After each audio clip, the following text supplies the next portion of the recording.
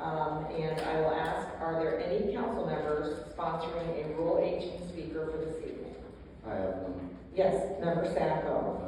Sadie Owens, she's going to talk about child care costs. Please. Okay. Is there a second for Member Sacco's motion? Second.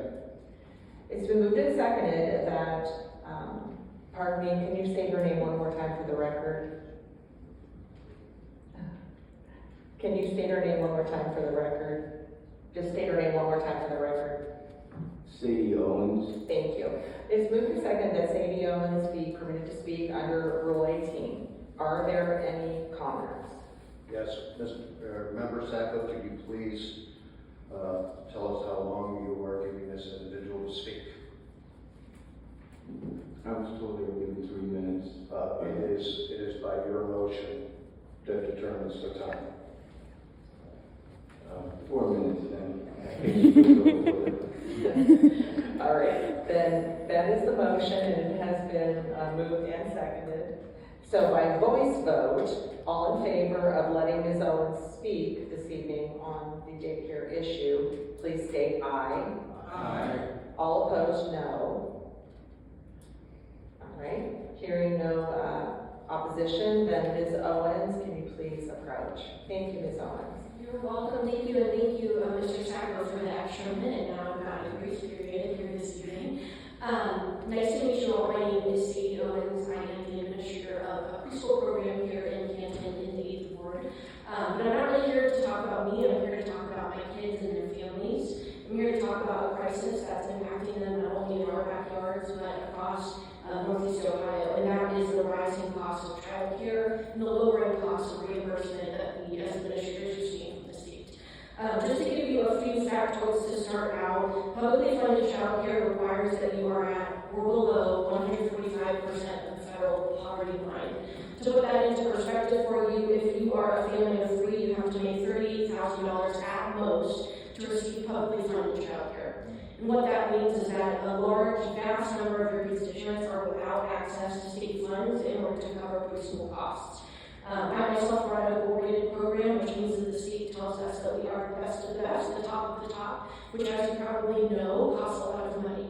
And so what we end up having to do is turn families away who are in desperate need of the services we provide, like behavioral health services for students who are removed from other programs with higher ratios in classrooms.